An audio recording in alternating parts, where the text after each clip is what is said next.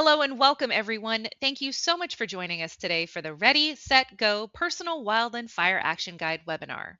Today, we're going to be helping you prepare your families, homes, and communities for wildfire. Before we get started, I wanted to first share a little bit of background on who Hawaiʻi Wildfire Management Organization is. We're a nonprofit founded back in the year 2000. We serve communities and practitioners statewide and across the Western Pacific, serving as the region's primary hub for everything wildfire related minus the suppression side of things. So that includes things like wildfire preparedness information and outreach, wildfire planning, risk reduction and mitigation, fire science communication, and multi partner collaboration and facilitation. We do this work with and on behalf of everyone here today, including our county and state fire and forestry agencies and community leaders, so that together we can all work towards a future that is more wildfire ready. If nothing else, we hope these are the key takeaways you leave with today. First, Hawaii is a very fire prone state, just like many fire prone states on the continent, and the risks are increasing.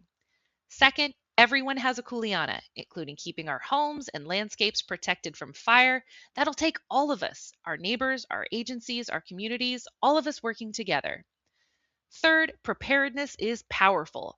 There's so much we can do ahead of time, individually and collectively, to reduce risk. Firefighting should always be the last line of defense. Fourth and final, you're not alone. HWMO has programs, resources, and mitigation specialists ready to support you if you need help. If you have ideas or just someone you want to think things through with, you can always reach out to us. That's what we're here for. One of these resources is the Hawaii specific Ready, Set, Go handbook. Ready, Set, Go is a national wildfire preparedness program created by the International Association of Fire Chiefs. Its goal is to help residents and fire services so that they can help us all prepare and take proactive steps before, during, and after a wildfire. Here at HWMO, we adapt the national handbook so that it better reflects Hawaii's context. That means we took the core concepts and tailored them specifically for our landscapes, our homes, and our people. You'll see the handbook pictured to the right. It's about 20 pages long and serves as a go-to resource that we and our fire departments make available to residents who want to learn to get ready, get set, and even go during a wildfire event. And now we've taken that printed handbook and transformed it into this webinar format, which we'll be walking through with you today. So whether you're brand new to the fire preparedness space or just looking to deepen your knowledge, you're in the right place. With that, I'm excited to pass things off to my colleague Erin Conway, who will kick us off with some Wildfire in Hawaii 101 basics. Erin? Perfect. Thank you so much for the great introduction, Jen. Aloha, everyone. Erin Conway. First, I'm just going to start us off saying that Hawaii is a fire-prone state, and the main causes and conditions of wildfire involve people, climate, and fuel. So the 2023 wildfires were not isolated events, and those weather patterns still exist throughout Hawaii today. And on a per land area basis, we have the same wildfire activity similar to other fire-prone Western states. So that's important to mention, as a lot of people don't see this as a major issue in Hawaii, but this is why we're here. So the reasons is essentially we have extended dry periods, as well as a lot of combustible fuels and vegetation, which we really saw after the Kona low storms this year. And then we also want to mention that many communities are located in the WUI, which is the wildland urban interface, where nature connects with homes and communities. This also includes older housing built before modern fire codes, as well as new developments that could also serve as fuel to a fire. So what we're looking at here is a 20-year map of wildfire incidents in the state of Hawaii. This was gathered from all sort of fire agencies, and each red dot on this map required a wildfire suppression response. The larger the dot, the larger the wildfire, and each blue area is a burn scar. This is important to mention, as we can see on the leeward sides of islands, these areas are, or the fires are bigger, but it's important to mention that on both wet and dry sides, wildfire is a risk, and all islands everywhere is vulnerable, which is why we're here today. At the most basic level, wildfire requires two things: ignition sources and combustible fuel, and both are present in both human activity that can start fires, as well as fuels and dry vegetation and structures. So our wild and urban fire story is Hawaii and Pacific Islands are burning because people are starting fires, mostly accidentally, some arson. Folks aren't putting out their fire cold. They're operating machinery on windy days, driving cars on dry vegetation as well, or extinguishing fireworks are some popular examples. So when those fires spread across unmanaged fire-prone vegetation, they ignite our built environment where we live and care a lot about. So it's important to mention that while wildfires do happen regularly, as we saw in the last slide, major damage is not inevitable, which is what we're going to discuss here today. So what we do around our homes and in our communities does strongly influence how fires start, spread, and impact us. So wildfire safety does take everyone. There's a lot that we can do ahead of wildfire to be prepared. We're going to want to reduce our ignitions, manage land and reduce those fuels, make our homes and towns more fire safe and resistant, and then prepare our communities for evacuation and wildfire season. It's really most effective to do this work before a fire starts. And the good news is that everyone can help reduce these wildfire risks. As if 99% of fires are started by people in Hawaii, that means that we can significantly decrease that amount through our actions. As unlike many natural hazards where we can just kind of sit and wait around for something to happen, we can take proactive measures today that can reduce the impacts. Some of those examples are preventing accidental ignitions, as I mentioned, maintaining defensible space around our homes by clearing vegetation and combustibles. We also want to harden our homes to better withstand wildfire, such as wildfire mesh. And the real protection comes from taking action before a fire starts, and being here today is already part of that effort.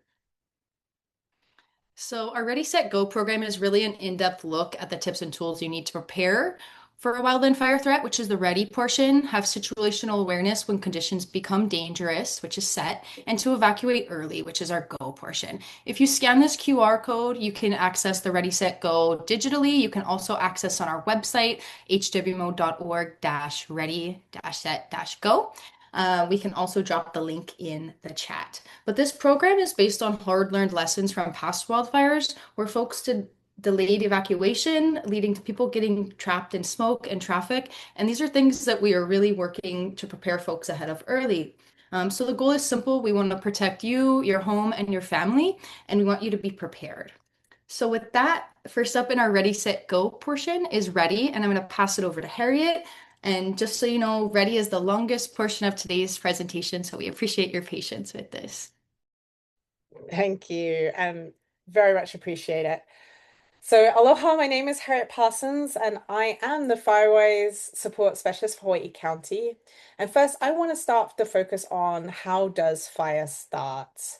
And I want to start with the fire triangle itself, which is really straightforward and something you are likely already familiar with.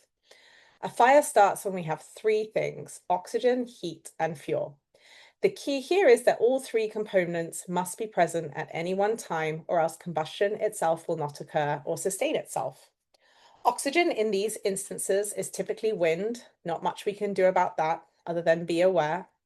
The other two components are heat, that's our ignition source, what starts a fire, and fuel, that is essentially what can burn. As soon as you remove one of those components, combustion cannot occur. No ignition, no fire. No fuel, no fire. We can do a lot to prevent ignitions. And with 99% of wildfires in Hawaii being human-caused, education is a huge component to prevention. But knowing we cannot control for all situations, the focus of today's talk will be on fuel. Because as you can see, if you have a spark but nothing to burn, you will have no fire. Now, fuels can be any materials that are combustible, including vegetation in our wildland and in our neighborhoods. Fuel can be unmanaged lands next to our communities. It can be our homes, sheds, garages, or hana units. Fuel can be the furniture on your lanai, the dead leaves and grasses next to your home sidings or in the gutters.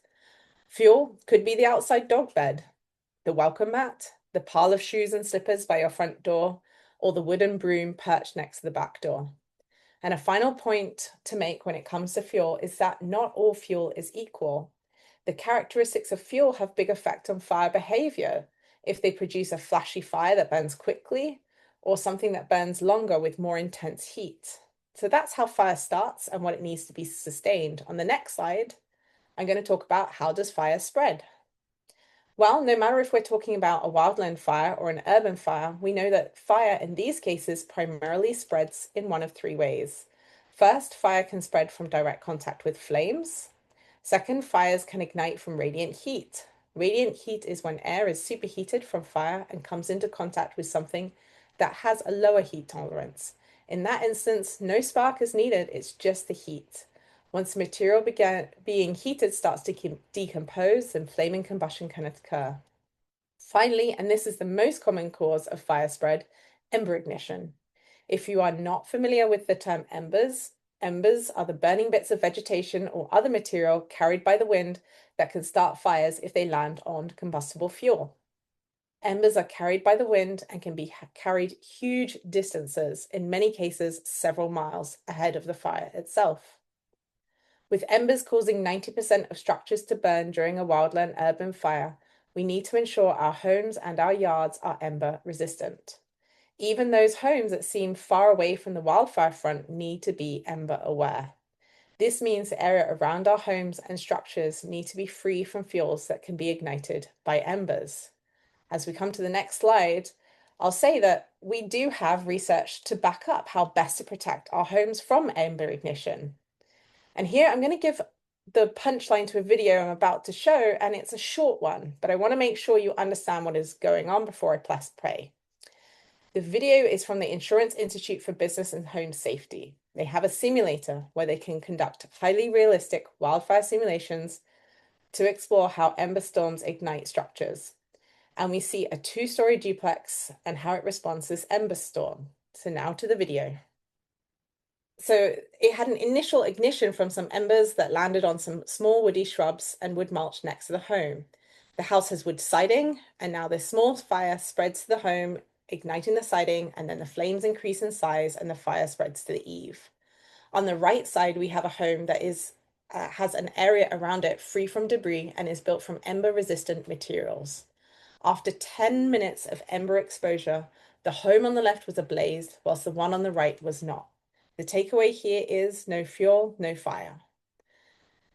And this research is backed up by real life situations. On this next slide, you'll see that homes can and do survive wildfire.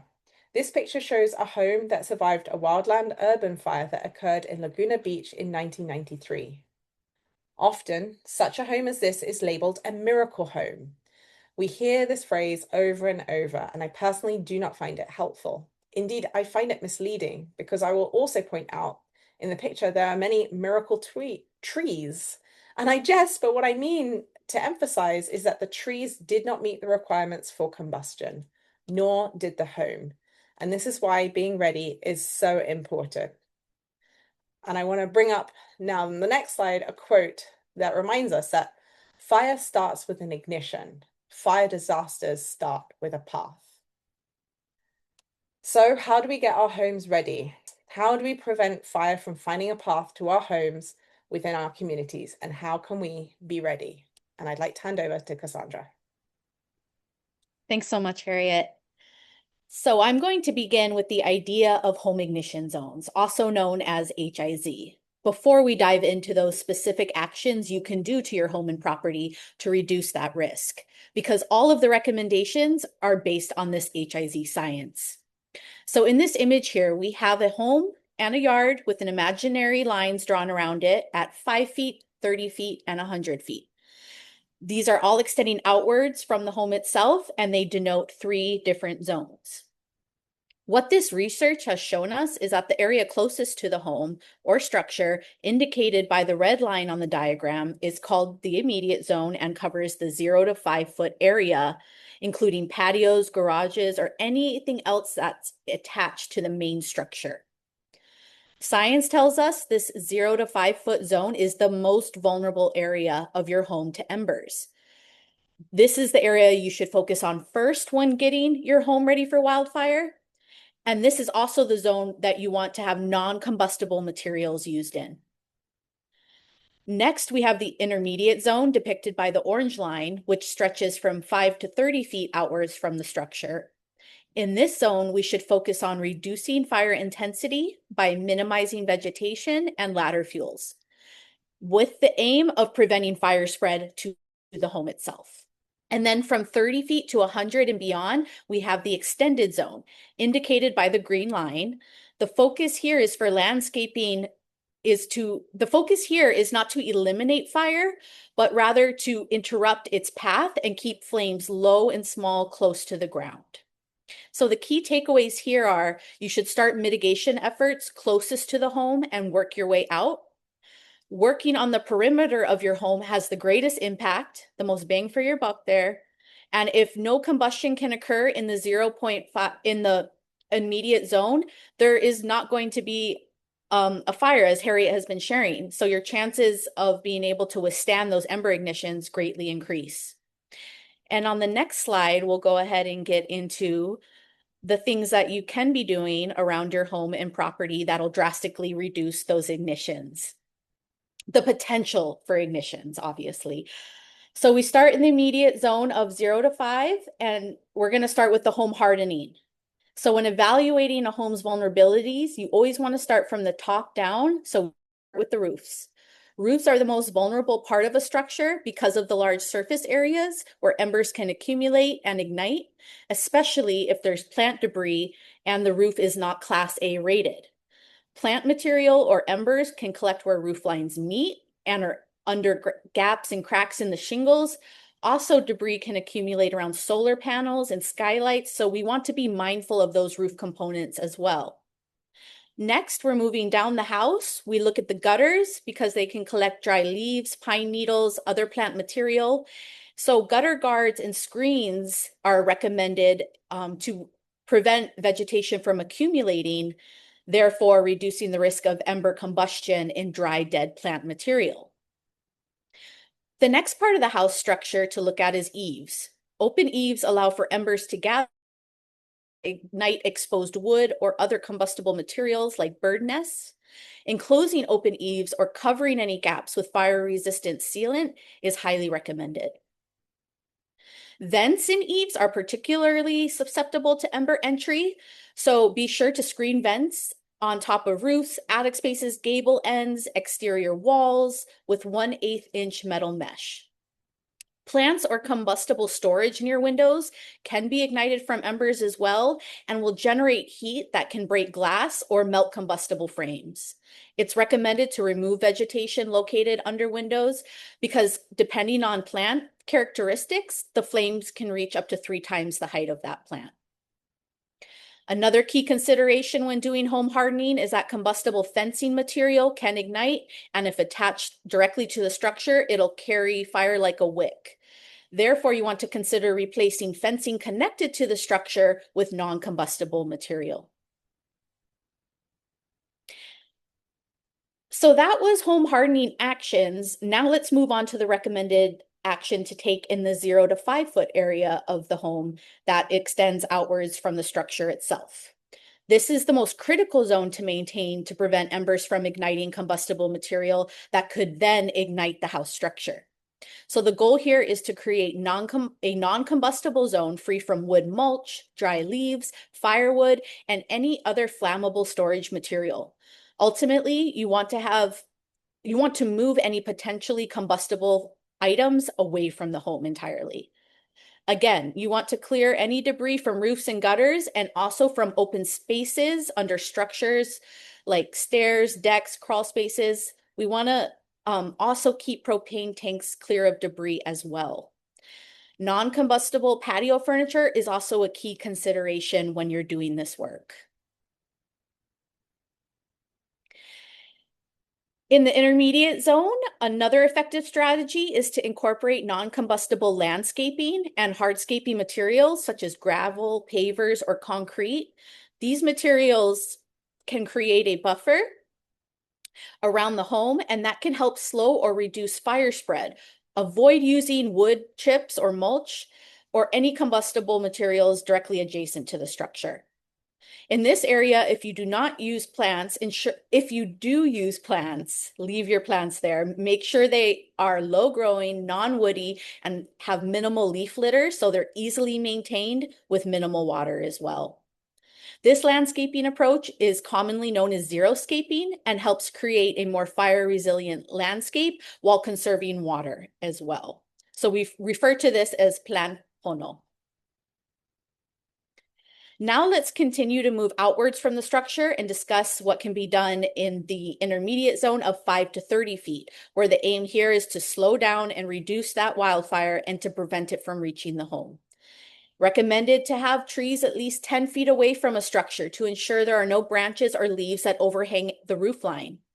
In terms of tree maintenance, homeowners should remove all dry, dead, overgrown material regularly. Bushes and shrubs should be treated in the same manner with the goal to maintain a lean, clean, and green landscape. And grass should be kept to 4 inches or shorter. It's also very important to avoid using power tools in dry vegetation or in hot, windy conditions because sparks from equipment can ignite.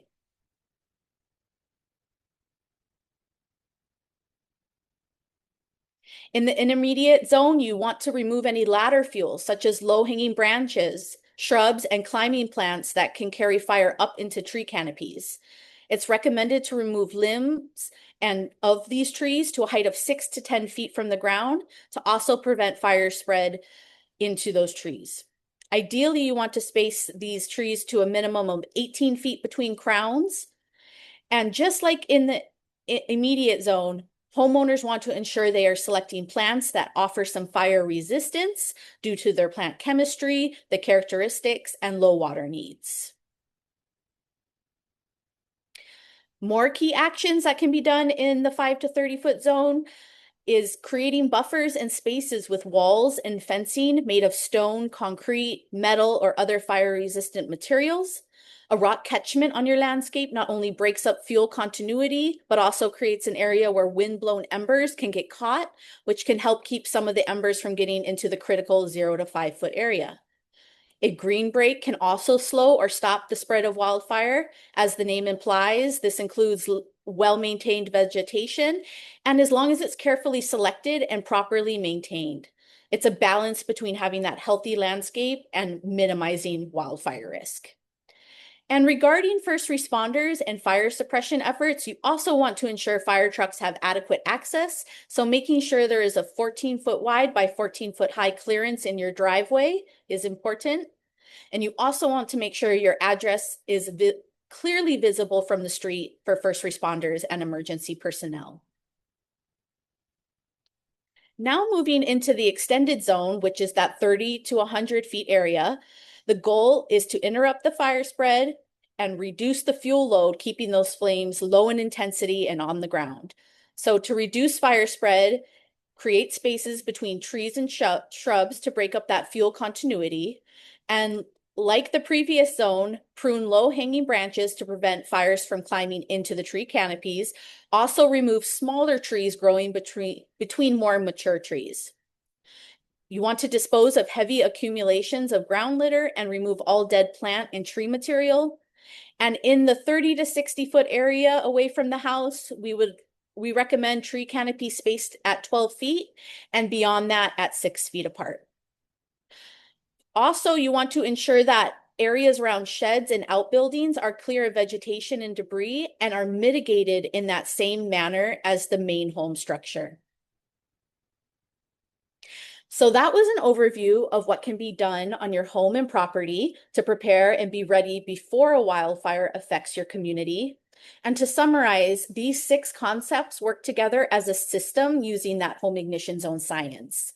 So briefly, just to summarize, we have own your HIZ zones, harden your home to ensure it's ignition resistant, be ember aware. Remember, 90% of structures that are lost during wildfires, they burn due to wind-blown embers. So these are really critical steps here. And yards, the focus should be on keeping vegetation lean, clean, and green to reduce potential fuels. Buffers can be implemented to reduce fire spread and increase space or access points for first responders. And finally, you want to consider planting pono by using native drought-tolerant plants with minimal debris. 2 great resources for this are the Fire Resilient Landscape Guide for Lahaina and Maui, and also the Plant Pono website. And I believe those are going in the chat right now. And now I will hand it back to Harriet. So I hope seeing concrete examples of what to do has been helpful. But so far, what we have shared is focused on a single home on a reasonably sized lot, focusing on the 5, 30 feet and 100 feet around. But we know communities in Hawaii vary significantly. So I want to take a moment to talk about high density neighborhoods, condominiums, and rentals. Many of us live in neighborhoods where our neighbors are within 30 feet of each other, or we share a common space.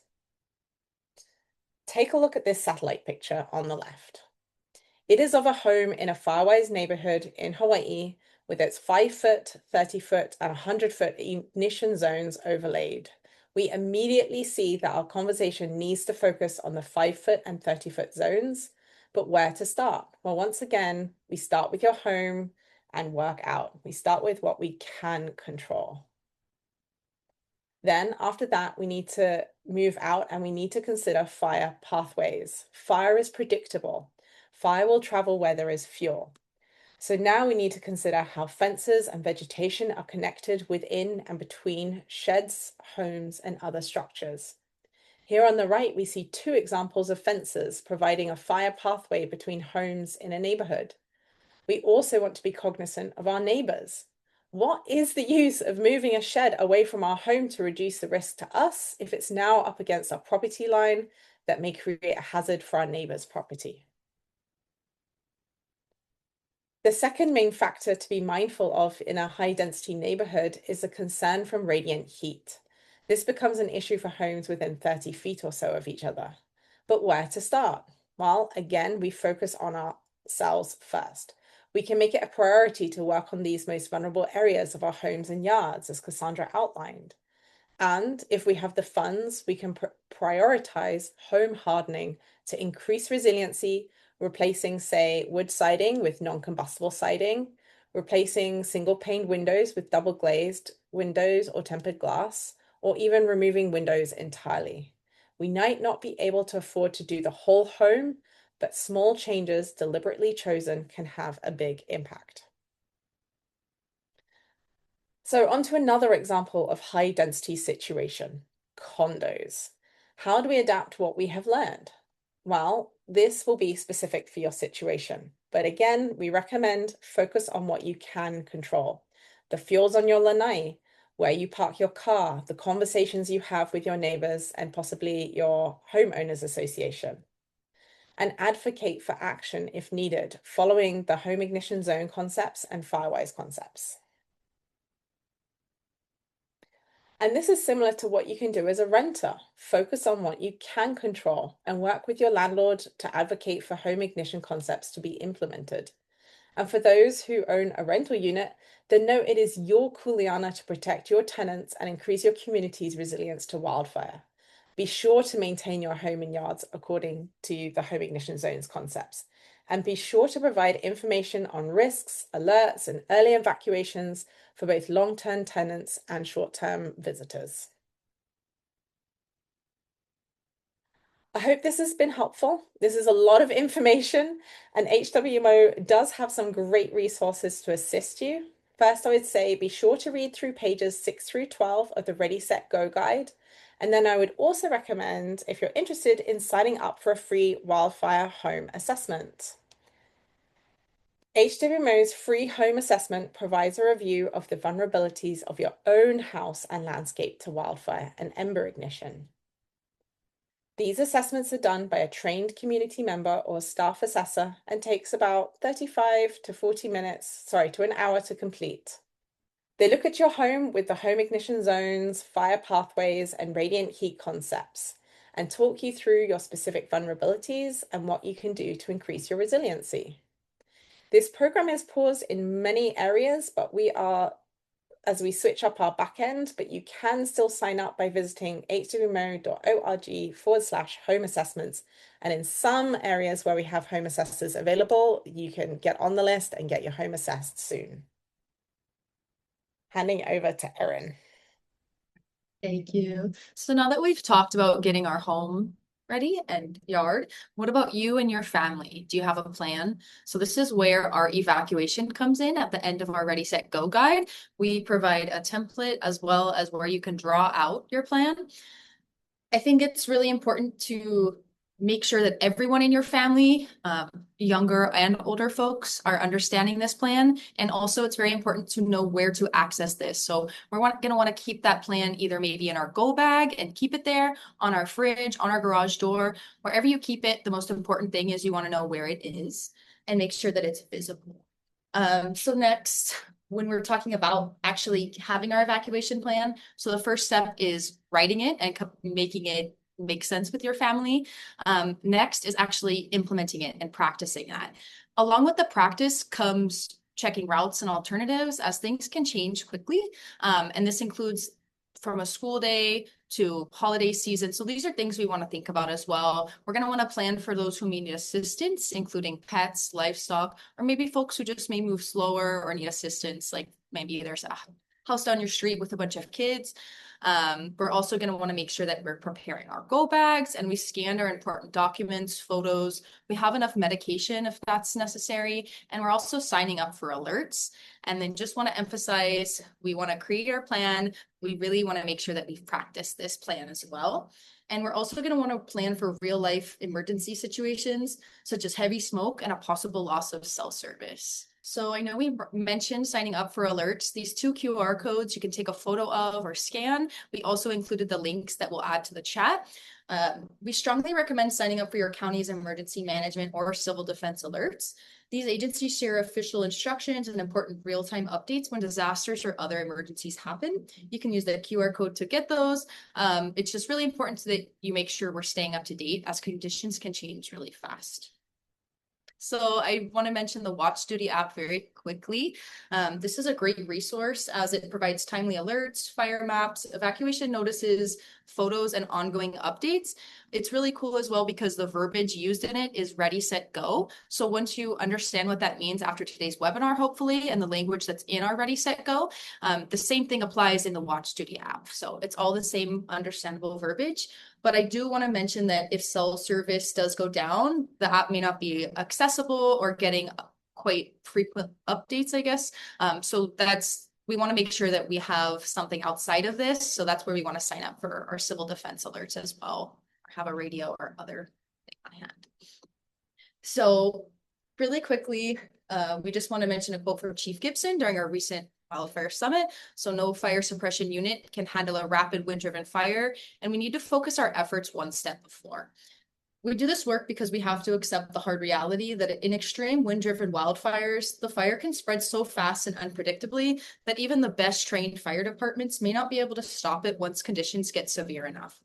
This is why our focus must be earlier in the process, before the fire starts, taking action one step ahead before conditions reach that point where preparation, readiness, and early decisions can still save lives.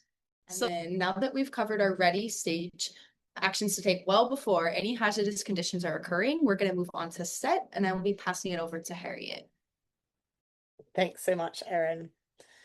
So if the focus of being set is maintaining, next slide please, situational awareness, known as maka'ala. When we say maintain situational awareness, what we mean is paying attention to what is happening around you. During the year, that means watching out for drought conditions. We can often see when vegetation is drying out, when we see the green grass turning yellow, brown, and then gray, let that alert you to the increasing fire hazard. Day to day, we need to be paying attention to official alerts and warnings, paying attention to them, reading them, being familiar with the language, the locations, and in particular, red flag warnings. A red flag warning means warm temperatures, very low humidities, and stronger winds are expected to combine to produce an increased risk of fire danger. Use both your gut and official and reliable information to know what is going on. Having situational awareness means being vigilant when there is a fire nearby. We know winds can and do change direction, and this is especially true during a wildfire. Don't assume that because a fire or its smoke looks far away, or because the wind is blowing the fire away from you, it will remain that way. Stay alert, be aware. Fire at first can look to be blowing uphill and away from a residential area, but then, if the winds change, which could be minutes or hours, the fire and smoke can travel in the opposite direction, directly threatening lives and homes in that area. Fires can travel extremely fast and change directions often, and embers can travel miles ahead of the flame front. So with that in mind, we need to think about taking the time when things are a little calmer to prepare to leave. So being set means grabbing that pre-made plan, grabbing that checklist, and start working through it. As you do so, be sure to alert family and neighbors and those who might need more time evacuating. Prepare your go bag, put it in the car. Get your pets and your animals prepped and ready to go. Turn off any sprinklers. That's to ensure water is for fire suppression needs. And trust me, the fire department knows where that water is needed most, and they need to be able to rely on it being there. You may also take the time now to finalize things in your home and yard. Bring inside any combustible items from your lanai, including cushions, kids and pets toys, and move that pile of recycling. If you cannot bring it out inside, move it more than 10 feet or 30 feet away from the home. Be sure to close all windows and ensure the garage door is fully closed. If your family has multiple cars, consider moving one of them now to a safer place. Keeping cars off the road during an evacuation and evacuating in one car is key to increasing traffic flow. But cars are combustible, so we also need to be mindful of that and keeping them 30 feet from a home or from causing fire to ignite in other places. So now that we have wrapped up the ready and set portions of the prevention, I want to take a moment to reflect on something that was said at the recent wildfire conference in Kauai. The speaker on stage, Jarrett Alconis, I think it was, said, "We need to think the unimaginable, and we need to do this as unprecedented is a word that has been used too frequently in connection to recent wildfire. We know wildfires happen in places where wildfire have happened before and will increasingly happen in places that have not been experiencing wildfire in the past. For people, this can lead to an attitude of, it's going to be okay. Oh, I remember when the fire did this, or the fire department handled it last time, so we're going to be okay. And that can lead to a hesitancy to act, a hesitancy to leave. But we need to be better at saying, okay, my neighbors might not be getting ready to leave, but I will. I will be the first person to start that text exchange about the conditions. I'll be that first person to offer someone vulnerable a ride to a safe place. And with that, I want to hand over to Cassandra in the last portion of our talk for Go. Thank you so much, Harriet. So for the final Go component of the RSG guide, the main piece is being ready to leave your home as early as possible if there is a wildfire threat. Ideally, as Harriet mentioned, you've been paying attention to the weather conditions, you've been using situational awareness to track what's happening around you, and you can use your own best judgment to leave before an official evacuation order. The hope is to leave knowing your home and family are as prepared as possible because you did the mitigation prep work and the evacuation planning prior to this wildfire event. You do not want to rely on formal notices alone because, as we have learned and seen, extreme wind-driven fire conditions can change and escalate quicker than official messaging. The bottom line is leave if you do not feel safe. Do not wait for orders or for someone to come knocking on your door, because in extreme onset of rapid fire, there may not be any time for that. It's best to have several travel routes planned out and to think through how you'll navigate closed roads or congestion, especially in neighborhoods with one-way in and out, like many of our Hawaii communities. This is another reason it's important to leave as early as possible to avoid that traffic and the added stress that it can really bring. If a community has limited narrow roads or only one way in or out, fire suppression teams may wait to enter so not to block evacuees who are trying to leave the community. Firefighters will always prioritize evacuation and saving lives over saving structures, and by leaving early, you allow them to focus on their fire suppression. Consider ahead of time which vehicle you're going to take. Most families have more than one car, but if every vehicle from a community is on the road, it can greatly increase potential congestion and bottlenecks. So please be mindful of that. Along with having a pre-planned evacuation routes, determine where you're going to go and where you're going to meet your ohana. Have evacuation location options and select places that are low risk, like friends or relatives' houses outside of the evacuation area. You want to have a couple meeting locations in your plan in case fire and wind conditions change rapidly, and you can no longer stick to your original route and meeting location. I want to close the RSG discussion with this video. It shows a driver documenting their escape from an ember storm in 2016 in Alberta, Canada.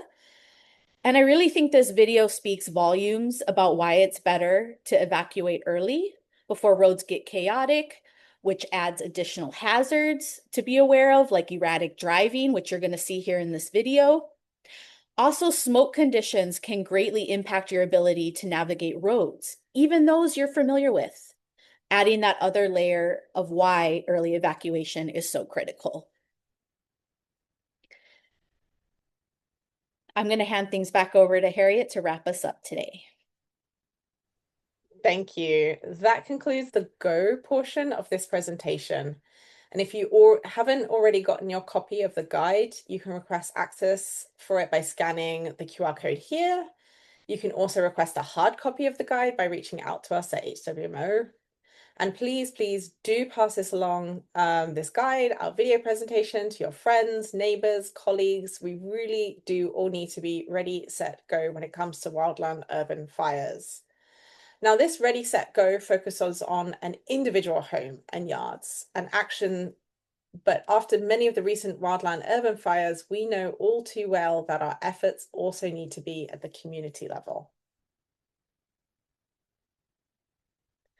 And that's why I want to give a quick plug for the National Fire Protection Association's Firewise USA program.